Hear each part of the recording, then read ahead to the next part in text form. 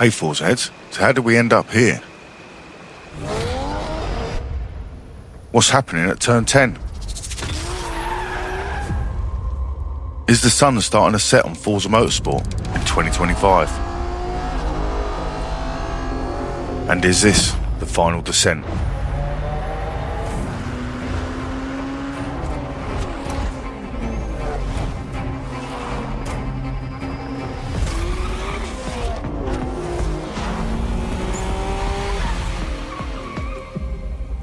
Is there any truth in the rumours? Is it all smoke and mirrors?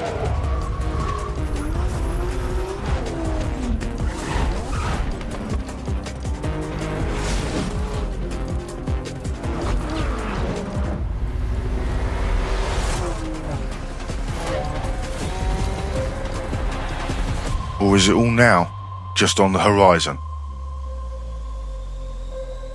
Let's see what could be round the corner in Forza Motorsport 2025. So let's start at the very beginning. Why do we race? Is it to prove how fast we are? How far we can go? Do we race to find our place? To test our beliefs? To be part of something greater? To face fear? To know sacrifice?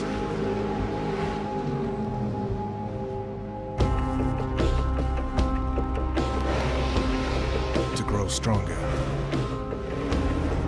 To become immortal?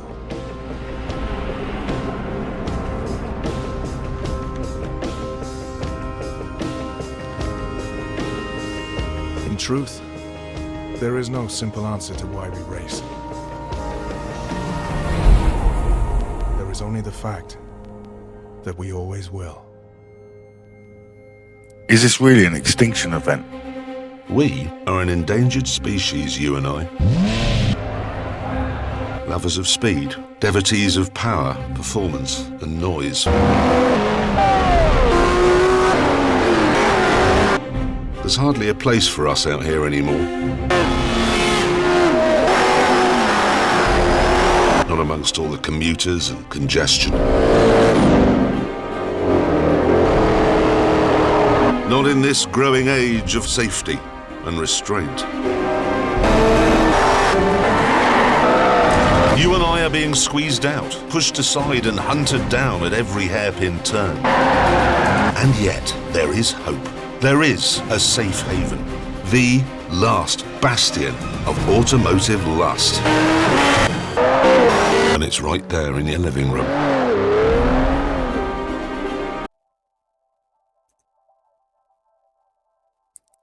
So the sun started rising in 2005 on a new era of racing. Forza Motorsport 1 changed everything. It wasn't just a racing game.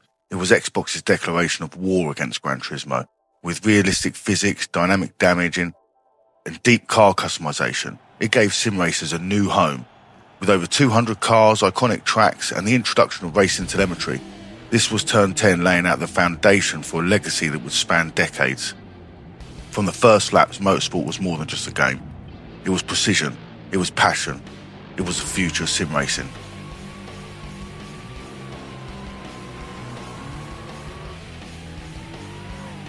This was going to be the game that opened a whole new door and a whole new era of motorsport to all the racing fans out there. Putting it on a console made it go to the thousands, it made it go to the masses, it made people, love the game. Everyone who loved cars, who loved motorsport, this was the free place to, tune your cars, paint your cars, and race your cars.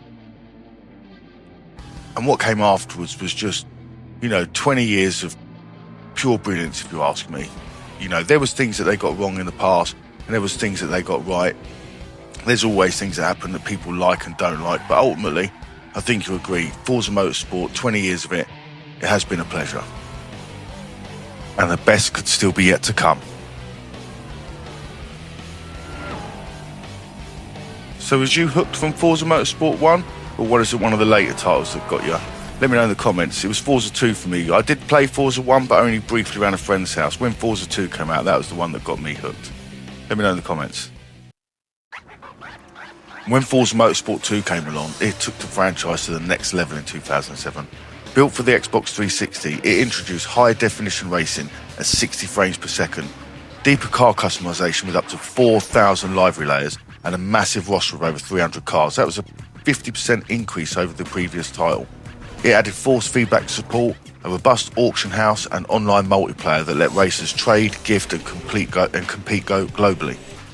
The real-world tracks like Nürburgring and Laguna Seca, Forza 2 wasn't just a sequel, it was a moment the series found its voice.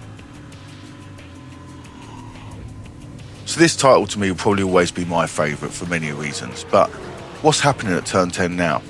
The rumour mill's circulating, we seem to have hit a bump in the road. Is this the end? What we're hearing from the insiders is that Forza Motorsport put the shutters down and they've sacked half the staff and the remaining staff have moved over to work on Forza Horizon. Now I believe this is more of a natural cycle because of where we are in both the game's development. We're going to get onto that in the video. Let's continue with our history lesson. Forza Motorsport 3 was a turning point in 2009. It introduced a sleek new user interface, in-car cockpit view, and over 400 cars with deep customization. It added drifting, drag racing, and even vehicle rollovers, a first in the series. With real-world tracks like Circuit de la Sarthe and Catalunya joining classics like Nürburgring and Suzuka, Forza Motorsport 3 felt cinematic and technical. It also gave us the ability to create and share in-game videos, laying out the groundwork for the community-driven future of Forza Motorsport. This was Turn 10 really flexing its ambition. These were the heydays of Forza Motorsport. But with these latest announcements, how far we seemingly are away from that now? Can we be seeing the end of Forza Motorsport, or is it going to evolve into something better, something newer? Is it going to be something that can still sink our teeth into, something that still offers the car customization and still offers us some real-world tracks? I think there could be a new bright future for Forza Motorsport. It needs the support from us. It needs us as a community to stop kicking the game when it's down, to stop saying we want more, to stop saying it should always be better. This game is evolving. The recent updates have shown us that they're working hard. So as a community, let's try and help the game, and hopefully, they will give us something back. After all, this game was supposed to be the forever game, the forever updating game like iRacer. No more new titles. Forza Motorsport 4 delivered unmatched depth, with over 500 meticulously modelled cars and more than 30 real and fictional tracks, spanning circuits like Hockenheim, Nürburgring and the Swiss Alps. It wasn't just quantity, it was craftsmanship. But what truly set it apart was the Auto Vista mode, where you could inspect every detail of your favourite iconic vehicles, right down to the engine bolts. And it was also narrated by none other than Jeremy Clarkson, supported by Top Gear. His voice and Top Gear made you feel like you weren't just playing a game, you were part of a car culture, and car culture's last line of defence. For many fans of Forza Motorsport was the beating heart of the franchise, and it will synonymously go down as one of the best Forzas that was ever made. So Forza Motorsport 5 was meant to usher in a new era of racing. Launching with the Xbox One in 2013, it brought laser-scanned tracks, stunning visuals, but something was missing. The car counter dropped to just over 200, down from Forza Motorsport 4's 500 plus cars by the time it had finished its cycle, and the track roster had shrank from over 30 tracks to just 17 circuits. Many of the recycled fan favourites like Fujimi Kaido and Maple Valley were gone. Updates added Road America and Nürburgring later. By the time the sport ended, the game was still felt thin. Despite Top Gear's integration and next-gen polish, Forza Motorsport 5 struggled to match the soul and substance of its predecessor. It looked the part, it sure did, it was one of the best looking ones out there at the time, but it didn't quite drive home like the others.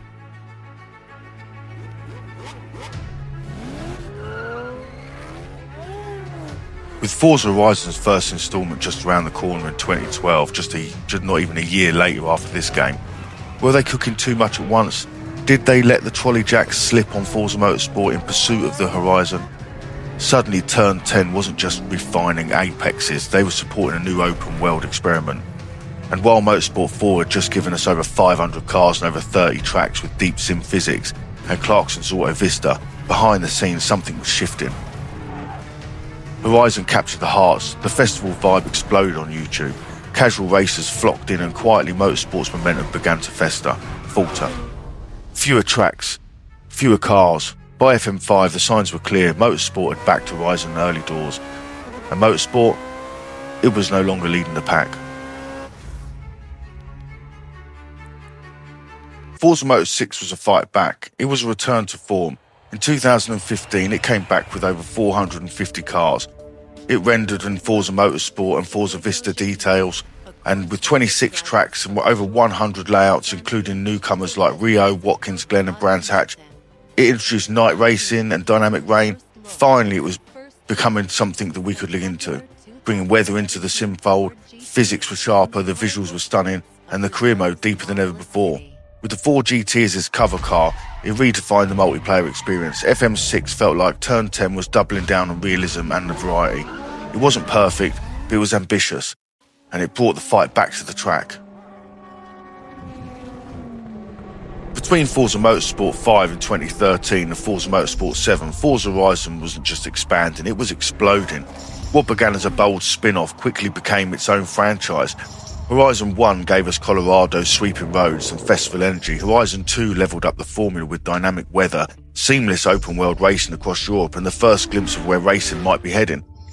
The Horizon 3 landed in 2016 and everything changed. Set in Australia, it offered expansive freedom, full PC support, full player co-op, and a custom race builder. It wasn't just big, it was global, social, and adaptive. By the time Motorsport 7 arrived, Horizon had already become a cultural force. Motorsport was still loved, but no longer leading the pack. As we rolled through 2015, we stepped into a new era of online racing. The leaps and bounds that PC racing has done since the development of iRacer, which was in 2015, has led to so many other things, up to 2020 when we started to see the modding and the real growth of modding in the Assetto Corsa, where people wanted to dive into real-world experiences but take that simulation effect. So people have very much been starting to enjoy and dive into this open-world realism. And like I say, with the release of Assetto Corsa coming soon with its open world and its tracks, maybe that's a combination we could be seeing coming soon to Forza Motorsport. Not a game dying, but a game evolving. This could be Forza Motorsport and Forza Horizon combined to create open world and racetracks in different environments. Look at the new one. We've got Japan and we've got Hakone on the same map. We've got the mountain track where you can see Hakone and the difference. Maybe in Forza Horizon 6 we're going to be driving from Hakone Mountain past the racetrack at the bottom and then all the way to Suzuka. Who knows? This could be a big bold step from Forza Motorsport. They haven't made any announcements yet. Well, let me know in the comments what you think. What could the future hold for Forza Motorsport? Have you enjoyed the franchise? Let me know if you've enjoyed this video, and if you have enjoyed this video, please give us a thumbs up and subscribe. I'm still going to be here making content in Forza Motorsport. I'm still going to be coming here with tuning guides, tyre guides and all that sort of thing. I've got loads of things in the pipeline, so I'm not going anywhere. So thanks for your support. I hope you enjoy my content. Take care, and remember guys, when the clutch drops, the bullshit stops. See you in the next one.